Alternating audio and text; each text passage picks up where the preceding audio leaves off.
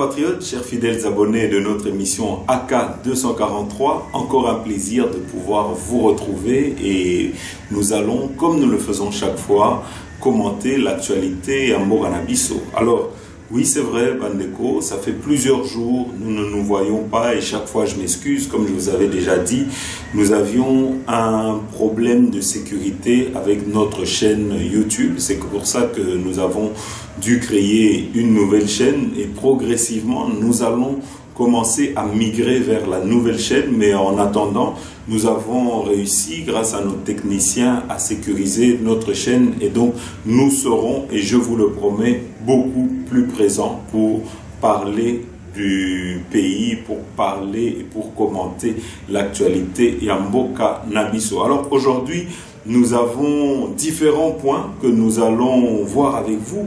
Le premier point, c'est Vital Kamerhe qui a réagi suite à la visite du ministre des Affaires étrangères rwandais à Goma, qui a été reçu avec des grands honneurs alors que aujourd'hui c'est un pays agresseur. Et imaginez que le ministre des Affaires étrangères russe se rendrait en Ukraine et serait reçu avec les honneurs les plus grandes de l'Ukraine, ça ferait un petit peu bizarre. En tout cas, c'est ce que nous avons vu dans notre pays et ça a offusqué plus d'un. Et donc, nous vous mettrons en tout cas la réaction du président du Parlement, à savoir M. Vital Kamerhe, à ce propos-là. En deuxième point, nous reviendrons sur l'affaire des embouteillages. En tout cas, ici, vous devez savoir que déjà c'était difficile à l'époque, les embouteillages à Kinshasa, mais sans la participation du gouvernement, sans la participation du gouvernorat, sans la participation des ministres, dans nos cafouillages, dans notre désordre, vous devez savoir qu'on réussissait à fluidifier la circulation. Mais aujourd'hui, depuis que les autorités de la ville s'y ont mis, vous devez savoir que aujourd'hui c'est devenu un désordre, c'est devenu infernal de pouvoir circuler dans la ville de Kinshasa. Et pourtant, il y a des solutions totalement simples et nous tenterons de les donner, de les offrir gratuitement pour qu'on puisse les mettre en œuvre. Et en tout cas, ici, si j'ai un conseil à donner à nos autorités, c'est que quand on se trompe, en tout cas pour ceux qui ont mis en place les mesures actuelles dans lesquelles c'est un foutoir, les gens roulent à contresens et cela alors que nous étions en train de lutter avec le ministre Jacquemain Chabani pour qu'il puisse y avoir plus d'actes inciviques sur la route. Ici, nous voyons que c'est devenu autorisé et il y a un permis carrément pour rouler à contresens. Et en tout cas, nous allons essayer de donner des pistes de sortie et quitte au gouvernement, quitte aux autorités de prendre ça en compte pour peut-être réguler la circulation et pour permettre à nos automobilistes de pouvoir rouler sans avoir des problèmes comme ils sont en train de vivre actuellement. En troisième point, nous reviendrons sur l'affaire Nicolas Kazadi. Vous devez savoir qu'aujourd'hui, en tout cas pour plus d'un Congolais, Nicolas Kazadi a échappé à la justice. Pour d'autres, il y a eu une participation au sommet de l'État. En tout cas, il y aurait eu une certaine influence sur la justice pour que M. Nicolas Kazadi soit disculpé.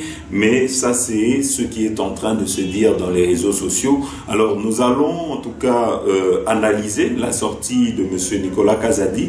Nous avons voulu garder notre silence sur cette affaire. Nous ne dirons pas beaucoup. Mais nous avons pu remarquer certaines choses. Vous savez que Balobaka, l'humilité précède la gloire, mais vous devez savoir également, Balobagapé, l'orgueil précède la chute. Et aujourd'hui, nous sommes en train de voir qu'on est en train de exposer le chef de l'État en mettant des conversations d'État, des conversations privées sur la place publique.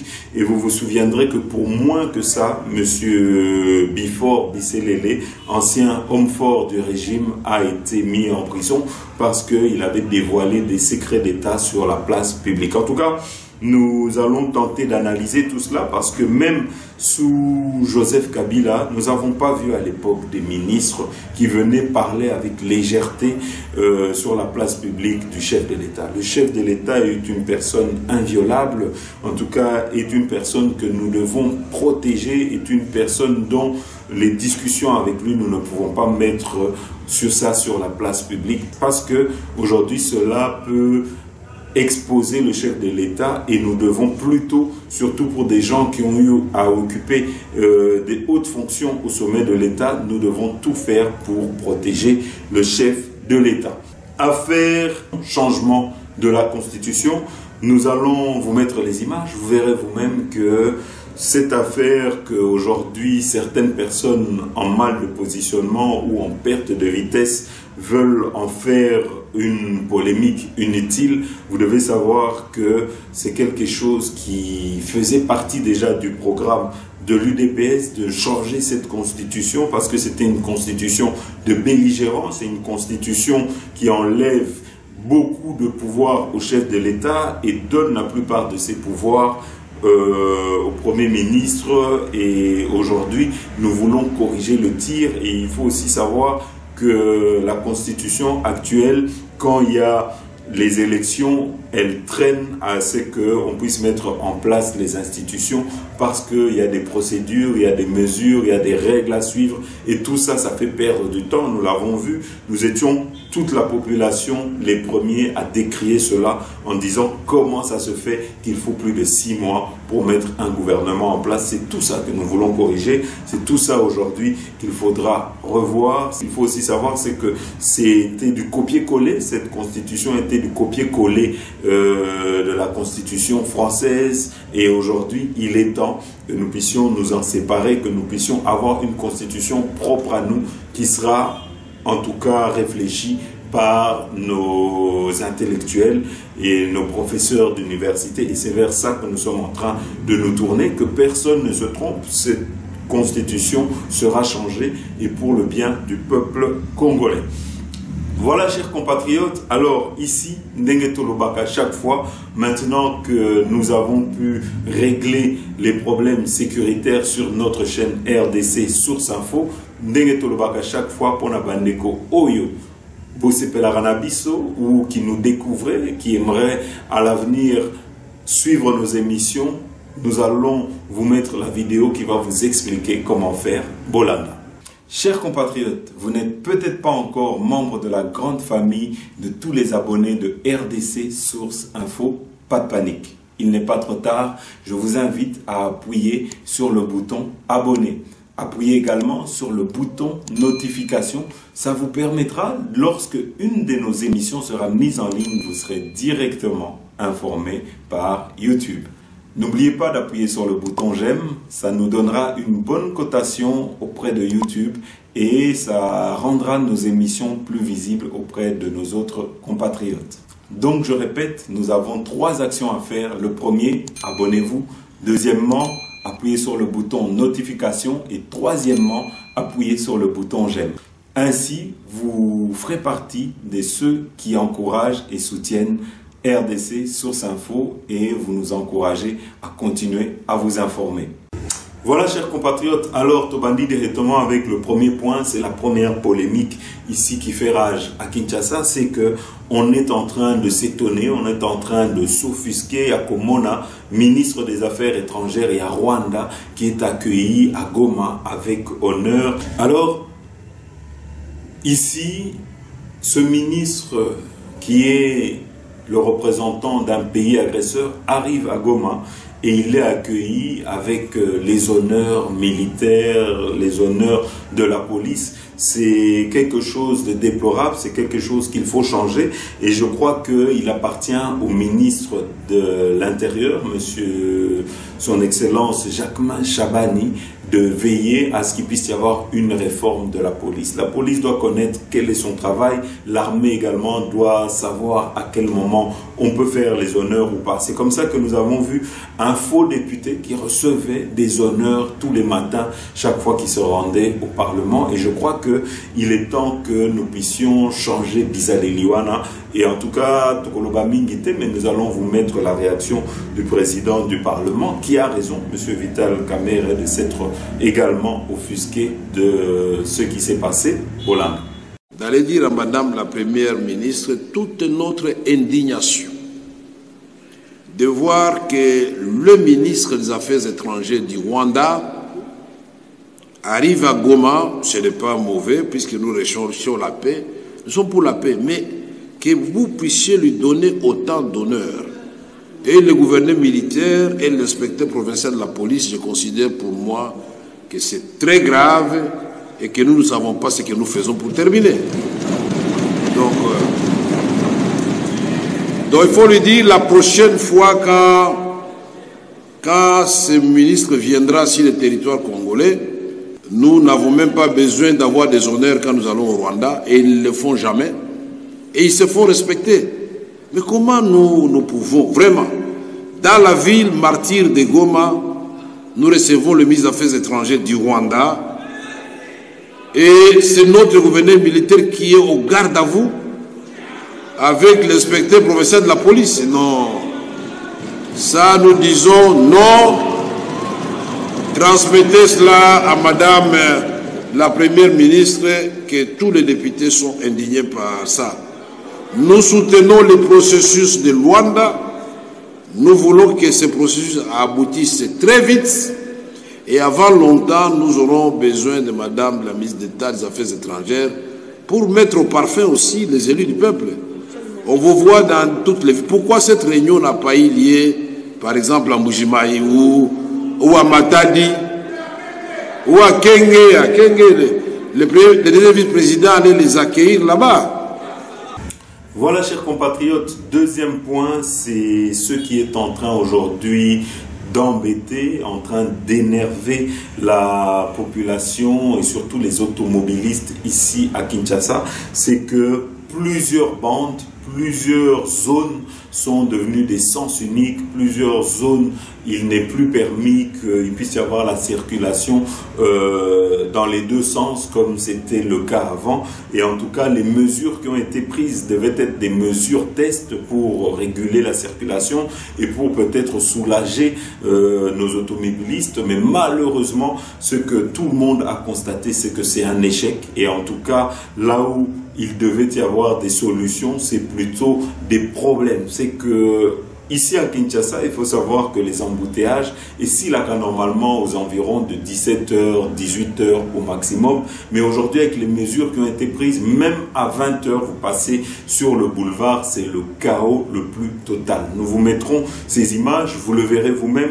En tout cas, une chose est sûre, c'est que nous nous étions battus pour que les gens ne puissent plus rouler à contresens, et aujourd'hui, avec les mesures qui sont prises, les gens peuvent rouler à contresens, donc des personnes qui sont en train de rouler se retrouvent avec des véhicules qui viennent dans les sens inverses, et c'est normalement, dans un pays normal, ça devrait être interdit parce que c'est totalement dangereux et ça peut surprendre les automobilistes qui sont en train de rouler. Alors, ici, nous allons donner peut-être gratuitement, parce qu'il faut savoir que au début du premier mandat du chef de l'État, Félix-Antoine Tshisekedi, nous avons apporté toutes ces solutions pour fluidifier la circulation et surtout pour lutter contre les actes inciviques. Malheureusement, les gens qui ont des idées sont souvent mis de côté. Malheureusement, les gens qui ont des idées, on ne veut pas les écouter et on préfère écouter des personnes qui n'ont rien à apporter ou qui ne connaissent pas le réel combat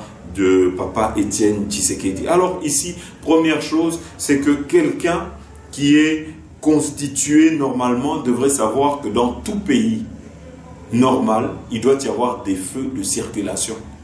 Ici à Kinshasa, il n'y a pas de feu de circulation. Alors imaginez-vous les gens qui viennent pour investir dans ce pays, quand ils arrivent à Njili, la première chose qu'ils s'aperçoivent, c'est qu'il n'y a pas de feu de circulation. Vous imaginez que dans tout un pays comme la RDC, il n'y a pas plus de 10 feux de circulation. Est-ce que c'est normal? Comment nous qui demandons à corps et à cri qu'il puisse y avoir des investisseurs qui viennent investir au Congo, comment est-ce que ces investisseurs peuvent venir? Je crois que si vous voulez résoudre le problème des embouteillages, il faudrait juste mettre dans chaque carrefour des feux de circulation.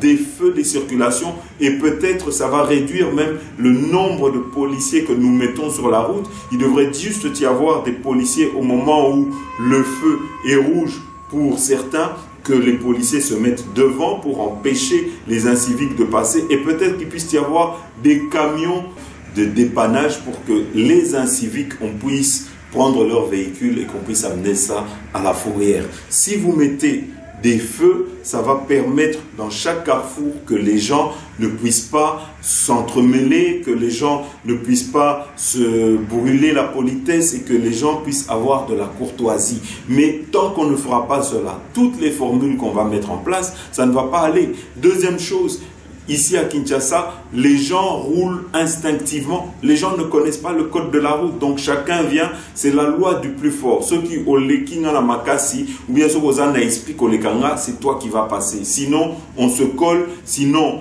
on se bloque, sinon, on est là en train de se regarder. Et ça peut durer des heures avant qu'il puisse y avoir un qui décide de céder la circulation ou de céder le passage à l'autre. Donc, ce sont des choses très simples et je crois que si demain, on commence à prendre au sérieux cette affaire en cherchant des vraies solutions, que plutôt en venant avec des formules et des recettes qui n'existent nulle part dans le monde, je crois que nous pourrons avancer et je crois que nous ferons un pas en avant. Alors ici, vous devez savoir que je m'étais résolu pour le troisième point que nous allons évoquer, c'est l'affaire Nicolas Kazadi. Nicolas Kazadi qui échappe à la justice de la RDC et qui est totalement disculpé.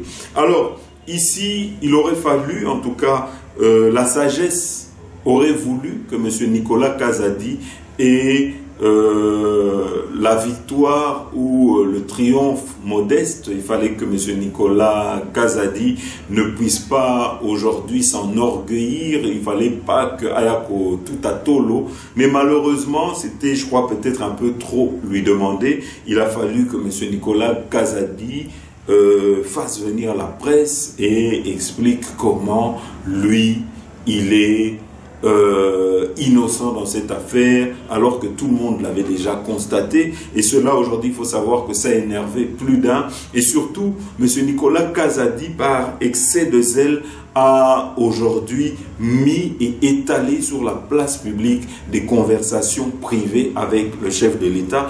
Et il faut savoir une chose, c'est que des personnes qui ont occupé des aussi hautes fonctions que M. Nicolas Kazadi devraient savoir qu'on n'étale pas publiquement les discussions avec le chef de l'État. On n'étale pas publiquement, on ne rend pas ça public parce qu'on appelle ça secret d'État, les discussions qu'on a avec le chef de l'État. Ici, en tout cas pour beaucoup, parce que nous avons essayé de lire un petit peu les commentaires, c'est que plutôt que de protéger la personne, l'institution chef de l'État, M. Nicolas Kazadi a exposé le chef de l'État parce que aujourd'hui, en parlant aussi légèrement du chef de l'État, M. Nicolas Kazadi essaye, ou plutôt dans le subconscient des Congolais, a réussi à les faire croire que derrière toutes ces affaires de surfacturation, de forage, de lampadaires, c'est le président qui est derrière. Or, le chef de l'État n'était pas derrière. Dans une partie où il parle, il explique d'ailleurs très bien que par souci, le chef de l'État avait appelé plusieurs entrepreneurs pour savoir lequel était moins cher pour qu'on puisse opter sur le plan le moins cher. Mais ici, tout ça ne devait pas aujourd'hui être mis sur la place publique. Balobaka, l'humilité précède la gloire et l'orgueil précède la chute. Aujourd'hui, je crois qu'il faut faire attention avec des telles sorties médiatiques parce que vous vous souviendrez de M. Bifor Bisselele aujourd'hui qui est en disgrâce. Vous devez vous rappeler que M. Bisselele avait mis sur la place publique des discussions secrètes qui avaient lieu avec par exemple le Rwanda et ça avait en tout cas permis qu'il puisse y avoir un dossier ouvert contre lui pour propagation de faux bruits. Et vous savez, vous tous, que ça l'avait amené à la prison de Makala. Et donc ici, si nous avons un conseil à donner, évitez d'étaler sur la place publique les discussions que vous avez avec le chef de l'État. En tout cas, nous avons été offusqués et nous avons vu dans les réseaux sociaux beaucoup de gens qui sont offusqués. Alors ici, vous vous souviendrez également que sous Joseph Kabila, nous n'avons jamais vu des ministres qui venaient parler avec légèreté du chef de l'État. Le chef de l'État était grand et ici, ils doivent savoir quand ils vont s'adresser publiquement sur le chef de l'État que le chef de l'État n'est pas leur ami. Hier, il avait peut-être des amis, mais aujourd'hui, l'institution chef de l'État, qui représente tous les Congolais, plus de 110 millions de Congolais, doit être respectée. Alors ici, de Tchelibino Malobaya, M. Nicolas Kazadi, Bolanda. Et puis, on est à 30 minutes de l'embarquement. Je reçois un coup de fil du chef de l'État. Me dit, voilà, vous n'êtes pas encore parti, je dis non. Et puis il me dit, bon, le ministre de la Justice est en train d'essayer me demande de te dissuader de voyager aujourd'hui. Je dis, ah bon, pourquoi? Il dit, bon, apparemment il y a une audition mardi. Il demande que tu attendes l'audition de mardi. Comme ça, tu pourras partir tranquillement. C'est sa manière à lui de gérer les réseaux sociaux. Je dis, président, il vous raconte des histoires. Il est dans de mèche avec toutes ces histoires-là. Il vous raconte des histoires. Il me dit, non, il fait ça pour t'aider. Je dis, non, il ne fait pas ça pour m'aider. Puis il me dit, moi, je te conseillerais d'attendre mardi. Comme ça, tout se passe bien et puis tu t'en vas. Je dis, président, celui qui donne les autorisations de voyager, c'est le parquet. Celui qui organise les auditions, c'est le même parquet. Il ne peut pas me donner l'autorisation de partir s'il y a une audition mardi. Alors il me dit, tu es sûr qu'il n'y a pas d'audition? Je dis, mais je vous l'ai dit, président, il n'y a pas d'audition. Il me dit, attends, je lui pose la question et puis je reviens. Et il me rappelle quelques minutes après pour me dire, ah, mais tu avais raison, il n'y avait pas d'audition. Écoute, tu peux partir. Vous voyez comment ce système-là a voulu à tout prix me bloquer. Pendant que lui faisait ça, il y avait déjà des relais dans la presse qui disaient, il va être bloqué.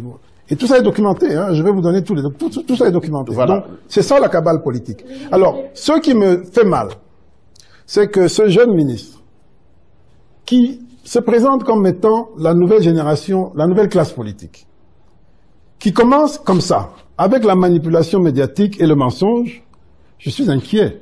Parce que on aurait pu pouvoir compter sur un esprit nouveau. On dit que la classe politique est malade. Autant que la justice est malade, la classe politique est aussi malade. Mais quand on commence déjà avec des signes de fébrilité comme ça annonce d'autres formes de maladies. Et donc, ça m'inquiète et ça m'a...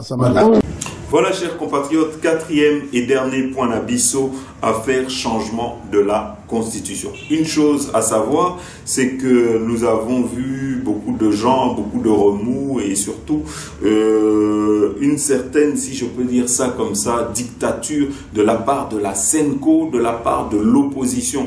Vous devez savoir qu'aujourd'hui, nous nous battons pour un état de droit. Ça veut dire qu'on doit être capable d'accepter des avis contradictoires, on doit être capable d'accepter qu'il puisse y avoir des débats, qu'il puisse y avoir des discussions même au Parlement, sans qu'il y ait chaque fois, comme nous le voyons actuellement, l'implication de la Senco qui n'a rien à voir avec la politique et qui doit chaque fois venir pour menacer qu'il y aura la tempête, qu'il y aura la mort, que ça sera la fin du monde, que ça sera l'apocalypse si on touche à la Constitution. Moment de bien réfléchir parce que si cette question n'est pas bien traitée, ça va déstabiliser le pays. Et le pays est déjà fragile, ce ne serait pas indiqué. Sur le plan politique, nous savons comment se sont passées les élections, nous savons ce qui s'est passé particulièrement au niveau de la députation nationale, où beaucoup se sont retrouvés là sans avoir été élus, qui se retrouvent là-bas à coup d'argent. Donc les gens qui sont nés de la corruption,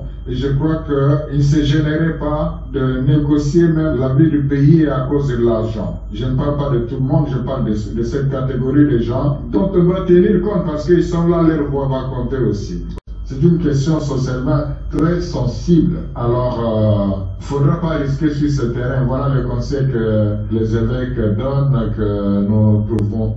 Et vous vous souviendrez que c'est les mêmes, quand il y avait élection, qui avaient dit, qui promettaient l'apocalypse, qui promettaient le déluge si jamais Monsieur Kadima ne proclamait pas les vrais résultats des élections. Vous l'avez vu professionnellement, M. Kadima avait proclamé bureau par bureau, pays par pays qui avait participé à ces votes, et quand à la fin le président on avait sorti les résultats du président avec plus de 73% de voix, il n'y avait personne qui pouvait en tout cas réclamer, il n'y avait personne qui pouvait contester parce que ça avait été fait avec professionnalisme. Donc ici, encore une fois, je vais appeler l'opposition. Si vous avez des arguments, le chef de l'État l'a dit, il ne va pas faire un passage en force, il y aura un référendum, la population sera consultée, elle va donner son point de vue si ils sont oui ou non d'accord pour un changement de la Constitution. Et donc ceci ne doit pas se faire avec de la manipulation. Ici, on ne doit pas chercher parce qu'on a des calendriers, parce qu'on a des projets, parce qu'on a déjà signé des contrats avec nos ennemis et qu'on les a assurés qu'on va vendre le pays. Aujourd'hui, on ne peut pas essayer de menacer la République. Cette constitution, ce n'est pas moi qui le dis, nous avons le professeur Bob Kabamba qui l'avait bien dit que nous pouvons la revoir. Nous avons M. Delis Sesanga qui avait dit également que nous devions revoir cette constitution, et nous avons le professeur Mbata qui mémément a dit la même chose, et aujourd'hui on cherche à manipuler la population en disant qu'on ne doit pas le faire parce que ceci, cela. Je crois que dans une démocratie, il faut que chaque personne vienne et puisse convaincre la population. Ça veut dire que si on va au référendum, vous êtes contre, vous venez, vous dites nous sommes contre parce que ça, et ceux qui sont pour doivent pouvoir dire nous sommes pour parce que ça. Aujourd'hui, comme nous avons dit, l'opposition, celle qui était majoritaire à l'époque sous Joseph Kabila, est au pouvoir, et donc la population est au pouvoir. C'est le peuple congolais, qui est au pouvoir, et donc ça sera difficile de voir les manipulations comme nous sommes en train de le voir. Nous voyons 2-3 personnes qui viennent sur la route, qui sont payées un peu d'argent pour dire non, il n'y aura pas de changement de constitution.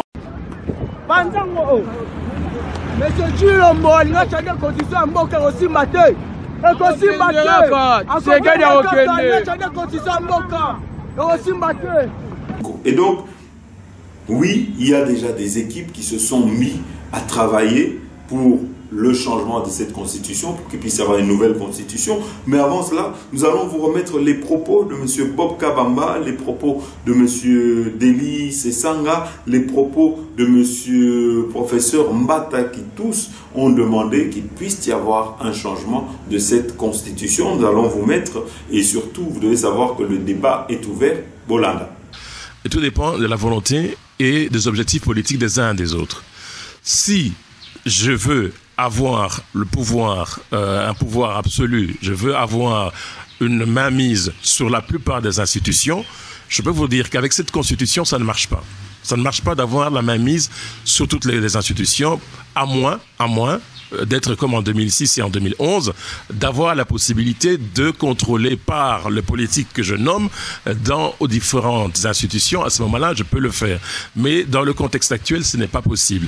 Alors, cette volonté politique, est-ce qu'elle colle à ce texte ? Non, ça ne peut pas coller avec ce texte. Ça ne peut pas coller avec ce texte, malheureusement.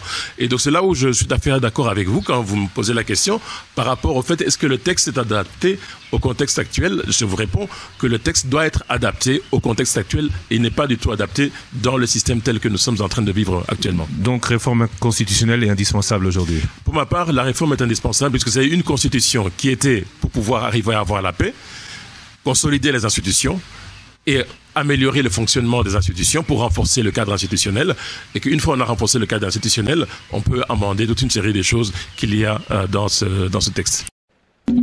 Au fait, j'ai été donc mandaté par le gouvernement belge sur demande du Sénat congolais qui avait fait une demande claire auprès du gouvernement belge pour être appuyé dans la rédaction donc de cet avant-projet.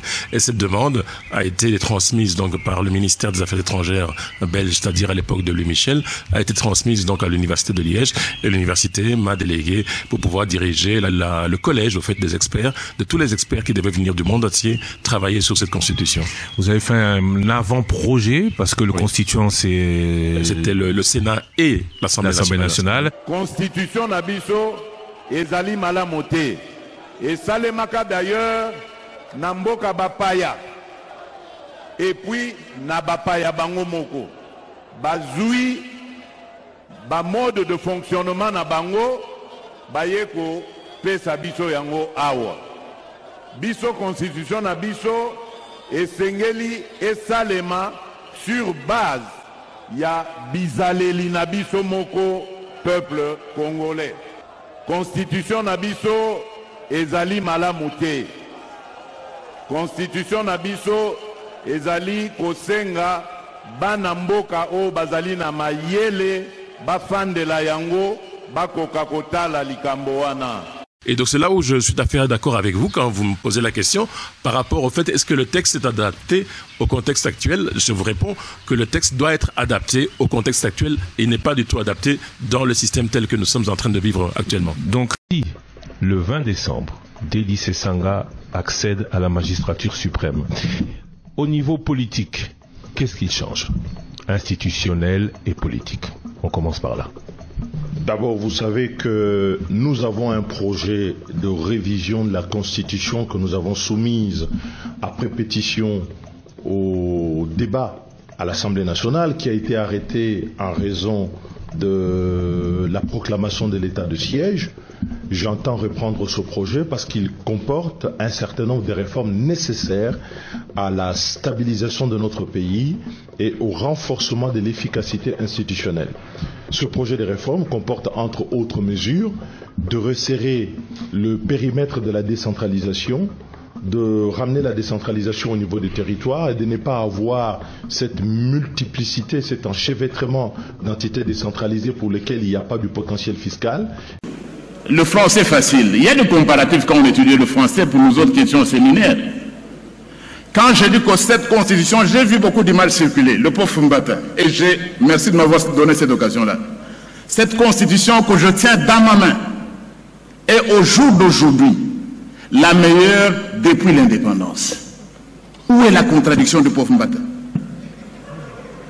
Comparée à la loi fondamentale, elle est meilleure. Comparée à la constitution de 64, elle est meilleure. 67, elle est meilleure. Je ne peux pas voir comment les intellectuels peuvent s'acharner, prendre les images des réseaux sociaux, voilà le pauvre Mbata. Non, je n'ai pas dit qu'elle est intouchable. Je n'ai jamais dit ça.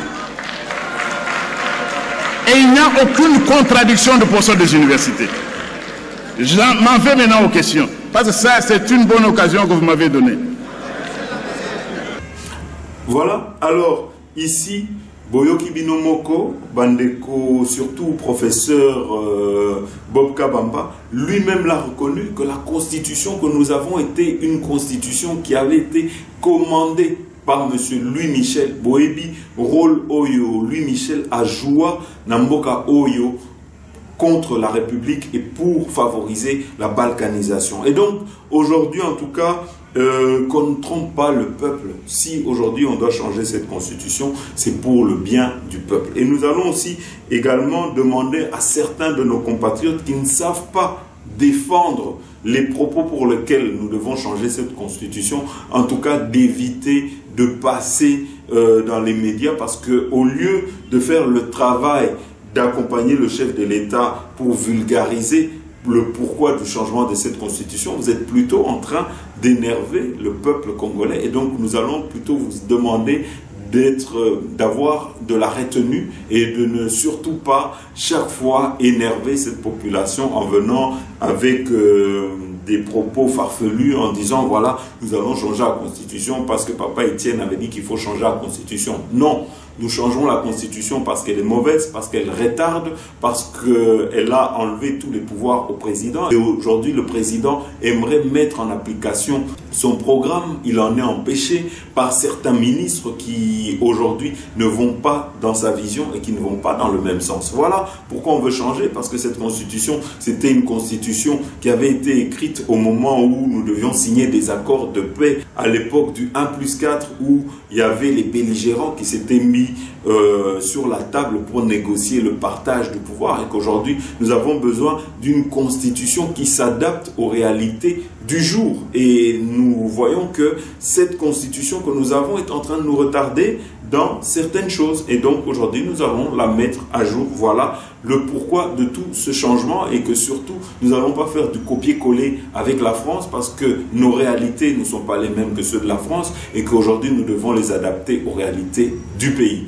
Voilà, chers compatriotes, tokomi na souka et émission na biso. Merci Nabino Nyos autour et Bolanda Kibiso. Alors, comme je vous ai dit, nous revenons en force, donc soyez scotchés. N'hésitez pas, faites-le. N'hésitez pas de partager partout nos émissions. Merci de le vulgariser et de continuer à nous soutenir, et surtout abonnez-vous massivement pour pouvoir être informé en temps et en heure quand une de nos émissions est en ligne. Merci Nabino Nyosoto Bolanda Kibiso. À très bientôt.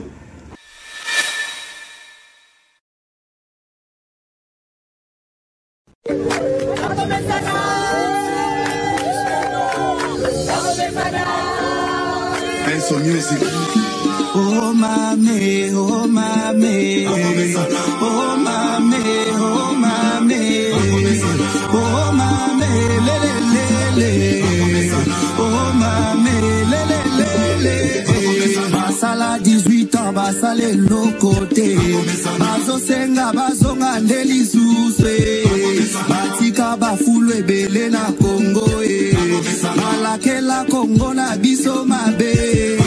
Bango baloba ki Kongo eko bongate, fachazi Kongo apesi yango na Nzambe, okasa kabinda yango esila okende universite esila baso de mouton musala kitoko, okende Kisangani musala kitoko, Kongo mobima musala ezo salama, bana bango yo batangi yo fele.